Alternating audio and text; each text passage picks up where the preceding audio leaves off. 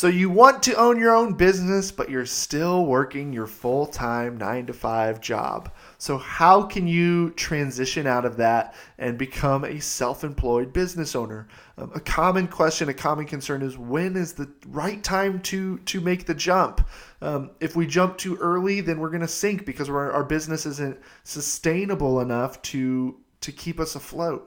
And if we jump too late, then we are overwhelmed and our home life suffers because we're essentially working a full-time job and working a business that's consuming too much of our time, and we feel overwhelmed and our families get neglected and our personal lives get neglected.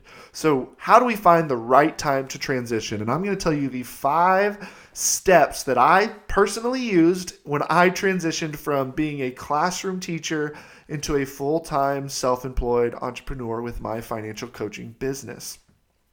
And so step 1 is going to be budget, right? We've already talked about that in this course, and there's other courses in Funding Freedom U that talk about budgeting. It's essential to have a personal budget at home and then go back and write a budget for your business. Even if it's just a small business you just started this month, you're not making a lot of money yet, it's just something you started on the side, write a budget for it. If you're making $100 a month on your small business, budget that $100. Okay, we need to know what we're doing with it. We need to know what costs are involved, even if it's $100. So get those budgets in place. Step 2, you've heard me talk about the AMI. Find your AMI. This is your absolute minimum income. What's the minimum amount of money you need to generate in order for your household to survive? If you quit your job today, how much money does your house need you to bring home in order for the lights to stay on, the mortgage to be paid, food to be on the table? That's incredibly important. So if you don't know that number, we need to find out. Write your budget out. Go back to the lesson earlier in this course where I talk about how to find that number, where we talk about finding your salary. Go through and write your personal budget and write it out as if you weren't making your full-time job. So whatever you make at your 9 to 5, take that out of the equation. Write your budget based on any other income in your house. So if your spouse works, put theirs there. If they don't, leave it blank. Just find what your expenses are, and we want to see what that deficit is. So however much more your expenses are than your income, that's how much you need to bring home. That's your AMI. So if it's $2,000, then you need to be generating $2,000 of take-home pay from your business in order for your household to be okay. Now, that doesn't mean you have to wait until you're at that point before you take the jump. Okay, so step 3 is to earn 50% of your current income. Okay, or of that AMI. Either one is fine. Earn 50% of that. So grow your business on the side until it generates 50% of that number. I tend to lean toward your current income just because it's going to make the transition a little easier. And typically your AMI is not too far off from your current income, but you can also go based on your AMI. So if your AMI was $3,000, we want to be generating $1,500 of take-home pay every month. Now, if we're going off our current income, we can just do 50% of what your business is generating. But find that number, figure out what that is, and when you're doing that consistently, when your business is earning 50% of that number consistently for multiple months in a row, then you're getting to the point where it might be okay to take the plunge. But before you do, make sure you save 6 months of your AMI. So while you're working your full-time job, your 9 to 5, the good news is this side business that you're building, the revenue, you don't need to be taking any of that money home. So I recommend saving 100% of the profits of your business and saving it. We're going to save that for our transition. And we want to have 6 months of our AMI. So like I said, if your AMI was $3,000, you had to bring that home every month.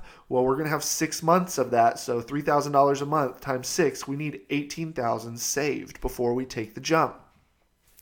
Now, the reason I say 6 months of our AMI is because combined with that 50% that we're earning, then ideally we're only going to need to pull out half of it. So let's say 3,000, right, per month is what I've saved. I've saved 6 months of that.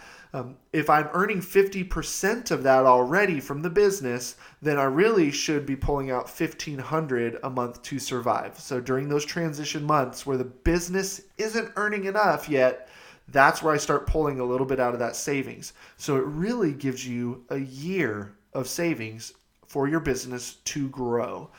If I'm only pulling out $1,500 a month, that's 12 months of money that I can be pulling out to grow my business.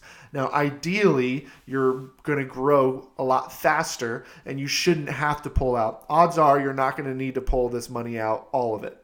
You won't likely use all of it because suddenly you're not working a full-time job anymore. Your full focus is on your new business.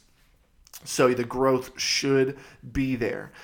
You should be growing at a rate where you don't need to pull it out. But if not, you have a year. And at the end of the year, if you use all of this money, or if less than a year, then that's the point where you have to stop and say, is this business sustainable? What's wrong?